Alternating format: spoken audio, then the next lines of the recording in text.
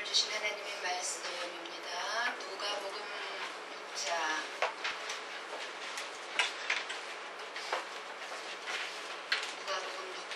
20절에서 26절 말씀, 신약의 99페이지입니다. 한 절씩 교독해서 읽어 듣겠습니다. 예수께서 눈을 들어 제자들을 보시고 이르시되 너희 가난한 자는 복이 있나니 하나님의 나라가 너희 것이며 지금 준 자는 복이 있나니 너희가 배부름을 얻을 것이며 지금 우는 자는 복이 있나니 너희가 웃을 것이며 인자로 말미암아 사람들이 너희를 미워하며 멀리하고 욕하고 너희 이름을 악하다 하여 버릴 때에는 너희에게 복이 있도다. 그날에 기뻐하고 뛰놀라. 하늘에서 너희 상이 크니라. 그들의 조상들이 선지자들에게 이와 같이 하였느니라. 그러나 화 있을진저 너희 부요한 자여 너희는 너희의 위로를 이미 받았도다. 화 있을진저 너희 지금 배부른 자여 너희는 줄이리로다. 화 있을진저 너희 지금 웃는 자여 너희가 애통하며 울리로다. 모든 사람이 너희를 칭찬하면 화가 있도다. 그들의 조상들이 거짓 선지자들에게 이와 같이 하였느니라. 아멘. 지난 한 주간 동안들 감기 견내시느라고들 수고들 하셨습니다. 지금 여러분이 겪고 있는 고통은 무엇입니까? 그 고통을 복으로 바꾸어 주실 하나님을 끝까지 신뢰하시고 계십니까? 오늘 말씀은 지난주와 같이 이어서 말씀을 드리고 있습니다. 예수님께서 말씀하십니다. 지금 가난한 자는 복이 있고 지금 줄인 자는 복이 있고 지금 우는 자는 복이 있다고 말씀합니다. 그리고 예수님으로 말미암아서 우리가 무시를 당하고 멸시를 받고 욕을 얻어먹으면 기뻐하고 즐거워하라고 말씀을 하고 계십니다.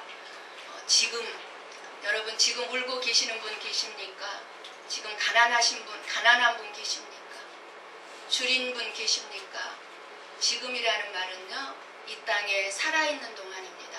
이 땅에 살아있는 동안, 이 땅을 살아가면서 이 땅에 살아있는 동안 배고프고 가난하고 예수님 때문에 욕을 먹고 그러한 것들이 다 복이 있다는 겁니다. 시골 교회의 그 믿음 생활이 아주 그 모범이 되고 좋으신 장로님이 한 분 계십니다. 그 장로님에게는 서울에서 공부하는 외아들이 있었는데 그 아들이 서울에서 하숙집에서 그만 연탄가스로 중독돼서 죽고 말았습니다.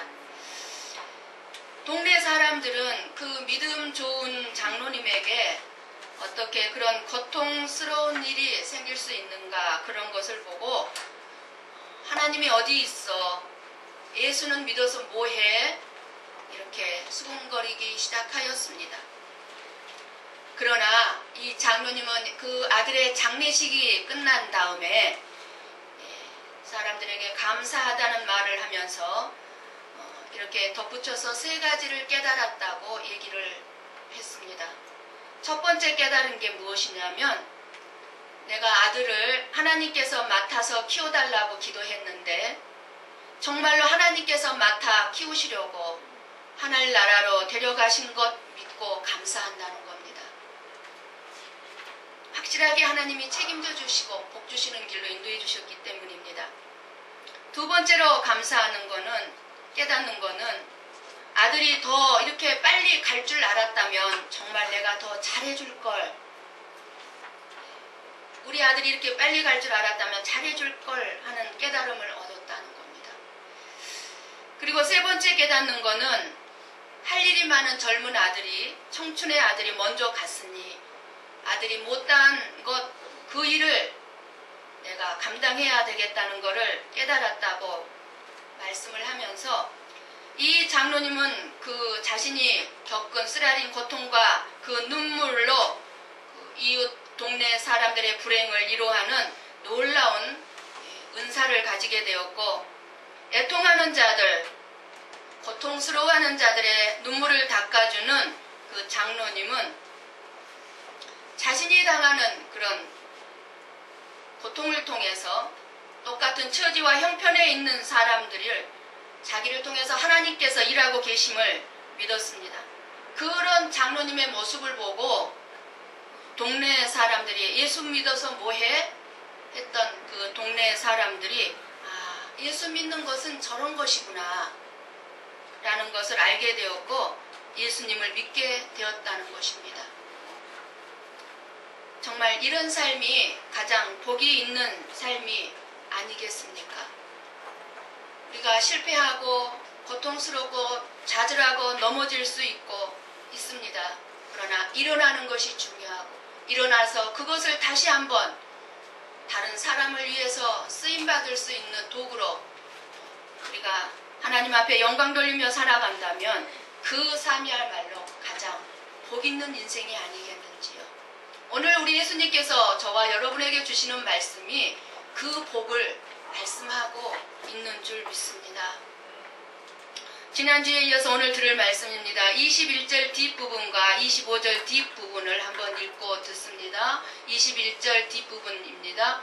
지금 우는 자는 복이 있나니 너희가 웃을 것이며, 그 다음에 25절 뒷부분입니다. 너희 지금 웃는 자여 너희가 애통하며 울리로다. 지금 우는 자, 지금 우는 자는 이제 너희는 웃을 것이고, 지금 웃는 자, 지금 웃고 살고 있습니까? 웃고 있는 사람은 너희는 앞으로 애통하며 울리로다. 이렇게 예수님께서 말씀하십니다. 예수님께서 지금 말씀하시는 우는 자, 우는 자란 어떤 사람을 가리켜서 예수님께서 우는 자라고 말씀하고 계실까요? 바로 내 자신의 죄와 이 세상이 하나님의 말씀을 순종하지 않음으로 받게 될 징벌에 대해서 슬퍼하는 자를 말합니다. 슬퍼하는 자.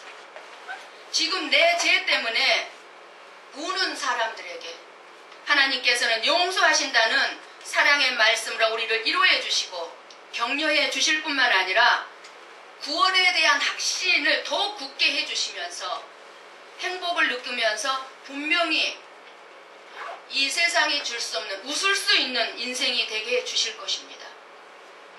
그러나 반대로 25절에 너희 지금 웃는 자여 너희가 애통하며 울지어다 하신 것은 지금 이 땅에서 살아가면서 이 세상에 속한 것들을 즐기고 쾌락을 추구하며 어려운 일들을, 어려운 사람들을 외면한 채 오직 자기의 삶만을 누리기에 바쁘고 죄 짓는 삶에 대해서는 우습게 알고 웃고 즐거워하는 자들에게 예수님께서는 이제 장차 받을 고통을 생각하면서 죄에 대해 애통하고 회개할 것을 경고하고 계시는 것입니다. 경고하는 거예요. 마태복음에는요, 우는 자라고 하지 않고요, 애통하는 자라고 그랬어요. 애통하는 자는 복이 있나니. 왜 우는 자가, 어떻게 애통하는 자가 복이 있을 수 있단 말입니까? 왜 우느냐? 무엇 때문에 애통하느냐? 여러분, 무엇 때문에 고통스럽습니까? 무엇 때문에 애통하느냐에 따라서 그것이 복이 될 수도 있고 그렇지 않고 화가 될 수도 있습니다. 그건 죄에 대한 애통이기 때문에 복이 있는 것입니다. 죄에 대한 애통. 자기 죄를 미워하면서 자신의 죄악으로 인하여서 가슴을 치며 애통하는 거예요. 난 왜 이 정도밖에 안 되나? 그렇다고 자괴감이나 자책감을 가지라는 거 아니에요. 자존감을 무너뜨리라는 게 아니에요. 날로 악해져가는 이 세상을 바라보면서 어쩌면 나도 내 잘못도 있다는 것에 대한 것, 그런 것들을 돌아보면서 탄식하며 우는 것입니다. 이렇게 살아가는 사람들에게 하나님이 주신 약속이 있습니다. 그 하나님이 주시는 그 약속이 바로 복입니다. 복. 지금 우는 자가 복이 있나니 너희가 웃을 것이며 복이 있다. 울고 난 후에 웃음입니다. 웃음이 먼저가 아니에요. 웃음이 먼저이면 복이 아니라 뭡니까? 25절에 보니까 화 있을진저. 화 있을진저. 이거는 화 있을진저. 이 예수님의 이 한마디는요, 정말 예수님의 심정을 우리가 헤아려 볼 수 있어야 돼요. 예수님의 슬픈 마음을 우리가 알 수 있어야 돼요. 그냥 화 있을진저 이렇게 말씀하신 게 아니에요. 예수님은 이 단어 한마디 속에 예수님의 절규가 들어있어요. 우리는 어떡합니까? 울지 않고 웃으려고만 합니다. 말씀을 들으면서도 내 죄를 찾아내서 울려고 하지 않고요, 어떻게든 위로를 받으려고만 하는데, 회개의 쓰라린 눈물이 흐르고 난 다음에 예수님은 분명히 복을 주신다고 그랬는데 그 주시는 기쁨이 바로 복된 웃음이에요. 웃을 거라는 거 우리가 살아가면서 인생에서 하나님의 말씀대로 살려고 몸부림치고 난 뒤에 찾아오는 기쁨이 주님이 우리에게 주시는 기쁨이고 참된 주님이 주시는 위로가 우리에게 임한다는 것입니다. 살짝 왔다가 지나가 버리는 그런 위로가 아니라 참된 주님이 주시는 위로가 우리에게 있다는 것입니다. 그러면은 주님이 주시는 위로 여러분들 경험은 해봤을 것입니다. 근데 그 위로가 얼마만큼 갑니까? 예를 들어서 말씀을 드리겠습니다. 어느 길인가 처음 가는 낯선 곳을 가는데 어린 아들이 엄마와 함께 손을 잡고 따라갑니다. 엄마의 손을 잡고 따라갑니다. 가던 도중에 길가에 보니까 길가에서 파는 불량 사탕이 눈에 들어왔습니다. 어린 아들의 눈에. 엄마에게 저 불량 사달라고, 저 사탕을 사달라고 졸라댑니다. 엄마가 얘기합니다. 그거 몸에 안 좋으니까 집에 가서 더 맛있고 좋은 것을 사줄게 약속합니다. 그리고 아들을 달랩니다. 그런데 이 아들은, 어린 아들은 막무가내로 엄마를 졸라댑니다. 발을 동동 굴러보기도 하고 때를 쓰고 안 간다고 때를 쓰면서 길바닥에 주저앉아 들어 누워버립니다. 화가 난 엄마는 아들의 손을 획 놔버리고 너 그럼 여기서 살아. 엄마 혼자 갈 거야. 그리고 충청걸음으로 아들에게서 멀어져 걸어갑니다. 이 어린 아들은 어린 마음에 설마 엄마가 나를 버리고 가겠어? 그런데 보니까 엄마가 자기와 점점 멀어진 것을 느끼고는 이 어린 아들이 이제 절박한 위기의식을 느낍니다. 엄마를 부르며 아글아글 쓰면서 엄마를 쫓아가 보지만 엄마는 그럴수록 더 빨리 걸어갑니다. 그럴 때 이 어린 아들은 그 낯선 곳에서 생애 최고의 위기를 경험하게 됩니다. 자신에 대한 거절감을 경험합니다. 그리고 자신은 결코 엄마를 따라잡을 수 없다는 것을 느끼고는 깊은 절망감으로 빠져들고 맙니다. 그때 이 어린 아들의 심정은 그 나름대로 엄마의 뜻을 거스린 자신의 죄에 대해서 애통해합니다. 그것은 절박하고 엄마를 놓쳐버리면 자신은 끝장이라는 생각이 마음속에 강하게 울려 퍼집니다. 엄마에게서 자기 자신이 점점 멀어져 가고 있다고 느끼는 이 어린 아들의 마음을 여러분 이해할 수 있겠습니까? 아마 어릴 적에 이런 경우를 경험해 보신 분들도 있을 것이고 자녀들이 아마 이런 경우도 있었을 것입니다. 그 어린 아들의 심정이 어떠하리라 아마 여러분도 분명히 이해하실 수 있으실 것입니다. 절박한 목소리로 아글아글 쓰면서 엄마를 부르며 함께 가기를 원하는 아들의 고통스러운 울음소리를 더 이상 들을 수 없게 된 거리에서 이 엄마는 발걸음을 멈추고 아들을 향하여 얼굴을 내밀며 아들에게 손짓을 합니다. 내가 너에게 가지 않고 여기서 기다릴 테니 빨리 엄마한테 오라고. 엄마한테 빨리 달려가. 걸음을 멈추고 엄마가 자신에게 손짓을 하고 있는 엄마의 모습을 본 이 어린 아들은 비록 지금 큰 소리로 울고 있다 할지라도 어떤 마음으로 엄마에게 달려가겠습니까? 이젠 살았구나. 그래도 엄마구나. 절망과 슬픔으로 가득하던 아들의 마음에 소망이 싹틉니다. 위로가 넘칩니다. 그리고 다시 자신의 등을 토닥거려주며 살짝 안아주면서 자기의 손을 꼭 쥐어주고 자기의 손을 꼭 붙잡고 자신의 어린 아들의 걸음걸이에 맞춰서 함께 동행해주는 그 엄마에게서 이 어린 아들은 최고의 위로와 기쁨의 순간을 느낍니다. 이 아이에게 집에까지 갈 때까지 설탕, 사탕 사달라고 떼쓰는 일은 안 합니다. 왜냐하면 엄마가 이미 눈물에 젖어 있는 아들의 얼굴을 보고 측은히 여기고 벌써 근처 가게에 들어가서 맛있는 것을 사서 어린 아들의 손에 들려주었기 때문입니다. 이것이 바로 예수님께서 오늘 저와 여러분에게 말씀하고자 하는 애통과 위로에 아마 가장 가까운 이것입니다. 예수님께서는 그렇게 저와 여러분들을 위로해 주시면서 이제 예수님 때문에 너희들이 미움을 받는다면 그 미움 받는 거에 대해서 말씀합니다. 우리 22절, 23절과 26절을 한번 같이 말씀을 잘 보시면서 읽고 듣겠습니다. 22절, 23절 읽고 듣습니다. 인자로 말미암아 사람들이 너희를 미워하며 멀리하고 욕하고 너희 이름을 악하다 하여 버릴 때에는 너희에게 복이 있도다. 그날에 기뻐하고 뛰놀라. 하늘에서 너희 상이 큼이라. 그들의 조상들이 선지자들에게 이와 같이 하였느니라. 26절입니다. 모든 사람이 너희를 칭찬하면 화가 있도다. 그들의 조상들이 거짓 선지자들에게 이와 같이 하였느니라. 참 선지자들은 무엇을 들었습니까? 멸시를 받고 욕을 얻어먹고 미워함을 받습니다. 거짓 선지자들은 어떻게 됐습니까? 모든 사람들이 칭찬만 합니다.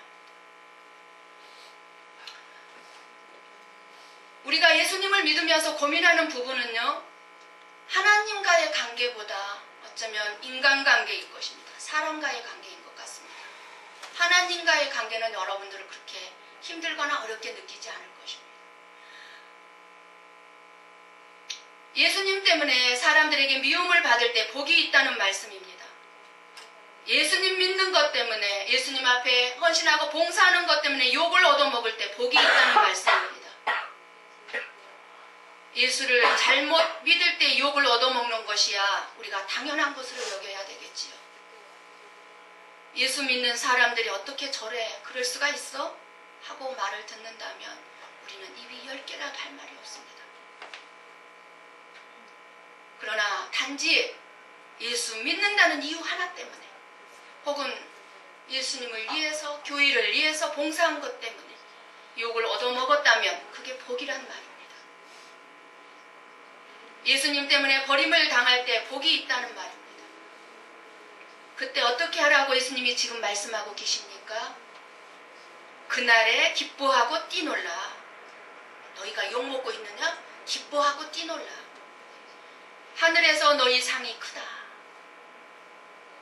그러면 반대로 얘기하면 뭐겠어요? 예수 믿는 것 때문에 우리가 욕먹는 일이 없고 미워함 받는 일이 없고 멸시받는 일이 없고 무시받는 일이 없다면 상도 없다는 거죠. 상도 없다. 예수님은 사람들이 우리들을 미워하고 욕하고 버릴 때, 비난할 때 우리들이 갈등을 느끼며 마음이 괴로워할 것을 아셨습니다. 아시고 계십니다. 혼자 골방에 들어가서 눈물 흘릴 때가 있음도 알고 계십니다. 그래서 그런 날이 오면 어떻게 하라고 하셨습니까? 그런 날이 올 텐데 그날에 너희는 기뻐하고 뛰놀아라. 좋아해라. 어떻게 제정신으로 기뻐하고 뛰놀 수 있겠습니까? 우리가 내가 욕먹고 있는데, 미움을 받고 있는데, 하늘에서 너희 상이 크다는 겁니다.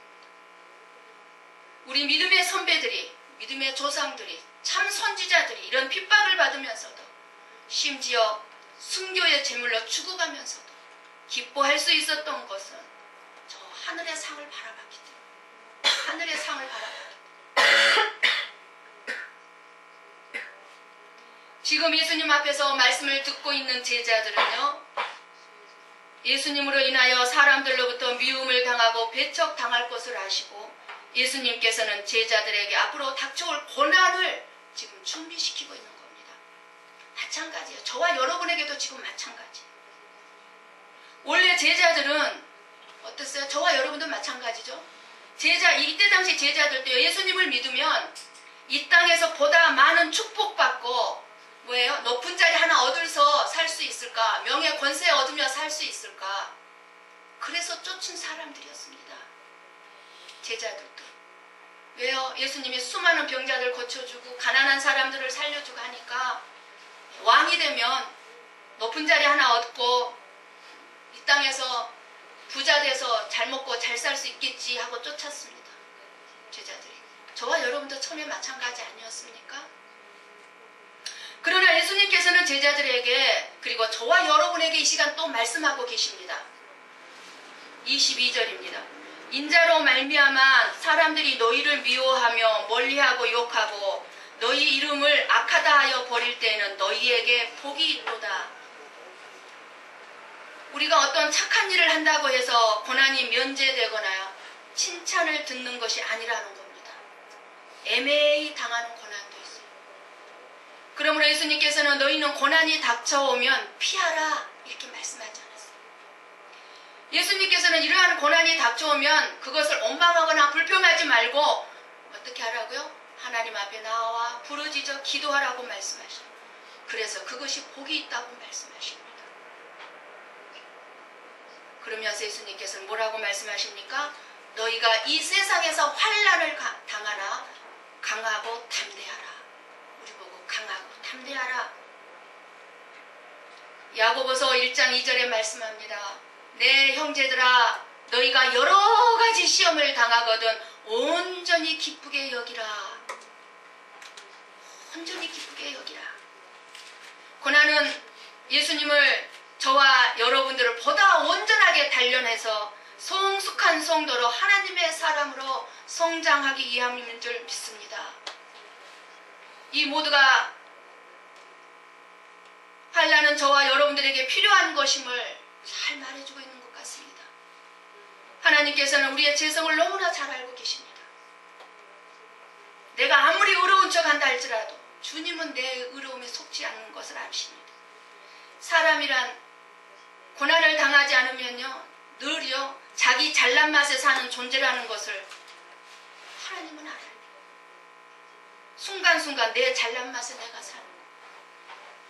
그래서 수많은 연단을 통해서 내 자신의 제약된 본질을 아는 사람이 될 때까지 하나님께서는 고난이라는 매를 계속 우리들에게 디시는 것으로 저는 생각합니다. 왜냐하면 잠깐의 고난을 당하고 영원한 구원을 얻는 것이 이 땅에서 아무런 고난 없이 살다 영원한 지옥으로 떨어지는 것보다 천번 만번 훨씬 낫기 때문입니다. 우리가 겪는 고난은 지금은 모르지만 지나고 나면 나를 하나님께 계속 붙들어주는 유익한 도구라는 것을 우리는 깨닫게 됩니다. 예수님께서는 참 선지자와 거짓 선지자에 대해서 말씀하시면서 제자들에게 어떻게 사역해야 하는지를 말씀하는 거예요. 모든 사람이 너희를 칭찬하면 화가 있도다 하셨는데 그렇죠. 우리가 왜 생각하기를 모든 사람한테 칭찬을 받는 게 하나님의 영광을 드리려 좋은 일이죠. 어떻게 이것이 화가 있는 일이겠습니까? 액면 그대로 듣지 마시고요. 예수님의 말씀하고 예수님의 그 마음, 왜 이 말씀을 하신 그 마음을 한번 헤아려보십시오. 왜 모든 사람에게 칭찬을 받는데 이게 화가 되겠습니까? 칭찬을 받을 칭찬이면 화가 아니죠. 칭찬을 받을 일이 아닌데 칭찬을 받기 때문에 화나는 겁니다. 이스라엘 백성들은요, 그들의 조상이 거짓 선지자들에게 했던 것처럼 자기들에게 달콤한 말로 비유를 맞추는 거짓 선지자들을 칭찬을 하면서 그들을 자신들의 거짓 선지자들을 자신들의 선지자로 세우는 일들이 있었어요. 거짓 선지자들은 그래서 이 백성들의 귀만 즐겁게 해줬어요. 그리고 백성들의 마음을 도적질했어. 칭찬만 해주면서 그들의 마음을 빼앗았어요. 거짓 선지자들은요, 사람들에게 영광을 구했고 사람들에게 칭찬을 구했어요. 사람들의 인정을 구했어요. 이런 거짓 선지자들에게 화가 있음을 확실하게 경고하고 계시는 말씀입니다. 우리가 칭찬받는 삶이 화가 있다는 게 아니라, 그런데 참 선지자는 어떻게 했다고 주님은 말씀하십니까? 백성들의 죄를 지적하고 회개하라고 하고 책망하니까 백성들에게 참 선지자는 인기를 얻을 수가 없었어요. 그리고 참다운 선지자는 백성들의 인기를 구하지 않았어요. 하나님의 영광만을 위해서 살고 어떻게 하면 한 영혼이라도 하나님께 영광을 돌리며 살 수 있을까? 하나님의 칭찬을 구했고, 그랬기 때문에 사람들이 미움을 주기 시작했습니다. 그래서 참 선지자들은 사람들에게 미움을 받았어요. 여러분이 에레미야서나 미가서를 쭉 한번 읽어보십시오. 구약 얼마나 참 선지자들을 미워했는지, 그들이 무엇을 외쳤는지.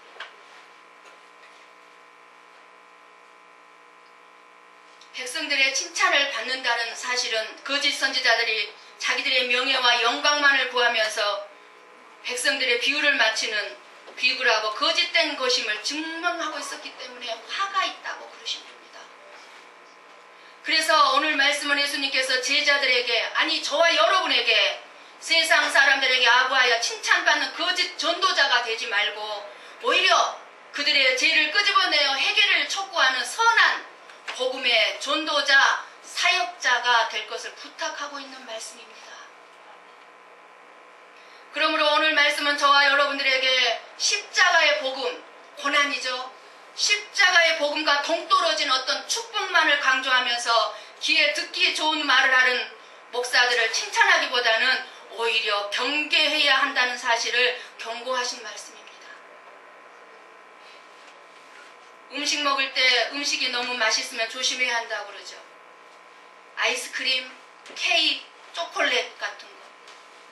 음식에 조미료가 많이 들어가면은 맛있죠. 설탕이 많이 가미된 음식일수록 단맛이 있습니다. 탁월한 요리사는요, 조미료 많이 안 넣어요.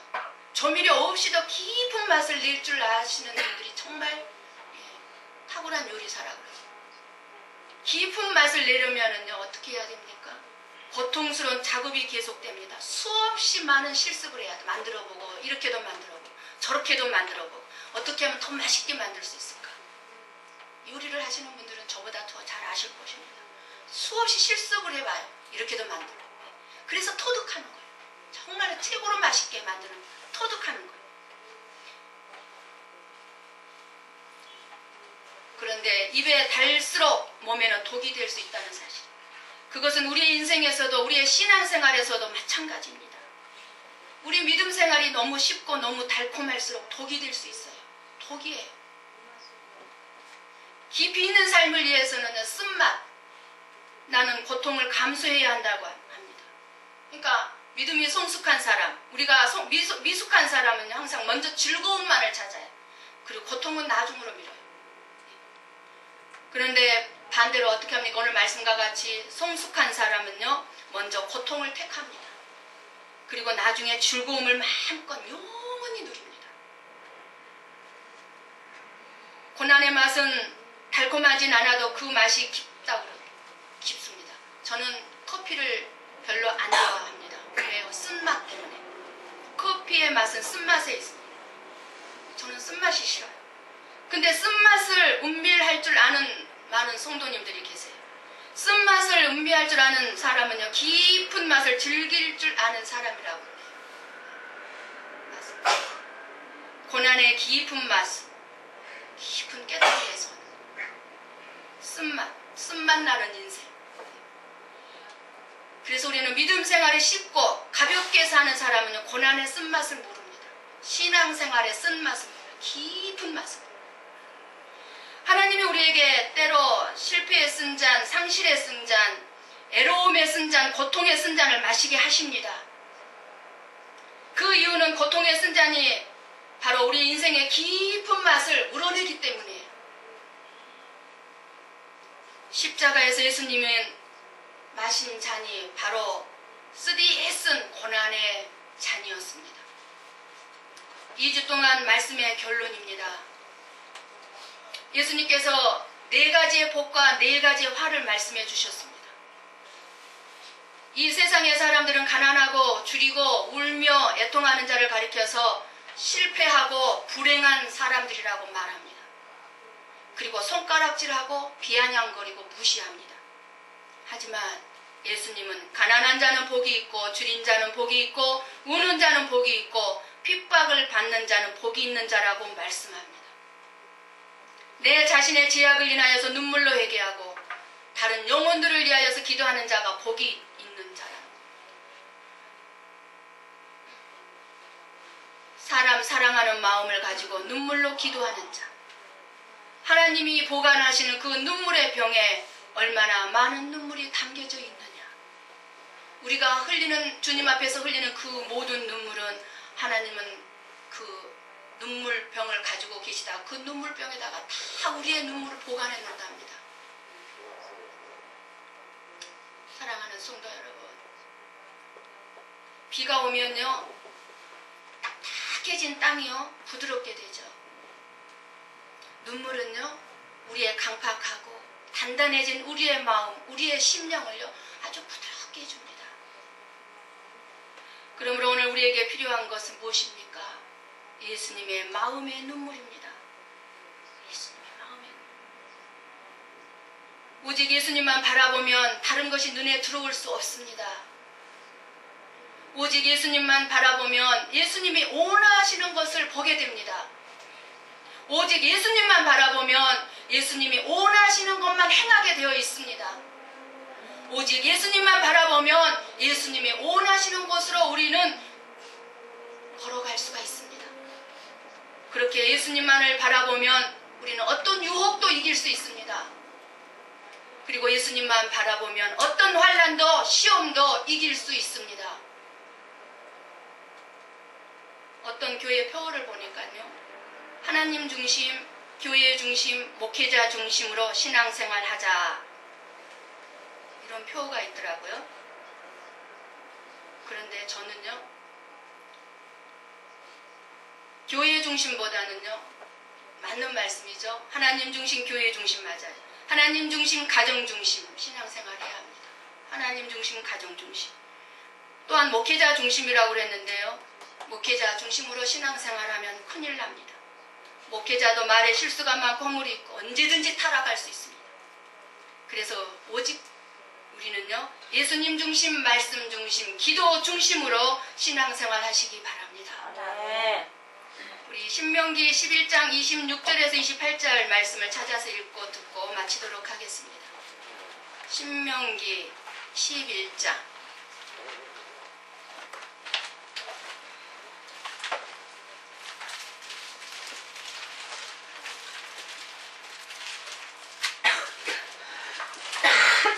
11장 26절 280페이지입니다. 구약의 280페이지. 한 목소리 우리 같이 한번 읽고 듣습니다. 내가 오늘 복과 저주를 너희 앞에 두나니 너희가 만일 내가 오늘 너희에게 명하는 너희의 하나님 여호와의 명령을 들으면 복이 될 것이요, 너희가 만일 내가 오늘 너희에게 명령하는 도에서 돌이켜 떠나 너희의 하나님 여호와의 명령을 듣지 아니하고 본래 알지 못하던 다른 신들을 따르면 저주를 받으리라. 들어가도 복을 받고 나가도 복을 받고 들에 나가도 복을 받고 성읍에 들어가도 복을 받고 손으로 하는 모든 일이 다 잘되고 복을 받는 유일한 비결은요, 그것은 오직 하나님의 말씀에 순종하는 것입니다. 복 찾을 필요가 없어요. 하나님 말씀에 순종하면 전적으로 하나님이 책임져 주실 줄 믿습니다. 그 외에 다른 복받는 비결 없습니다. 그러므로 복 자체가 하나님의 말씀이고 그 주신 말씀을 지키고 순종함으로 축복받게 되고 화를 면하는 저와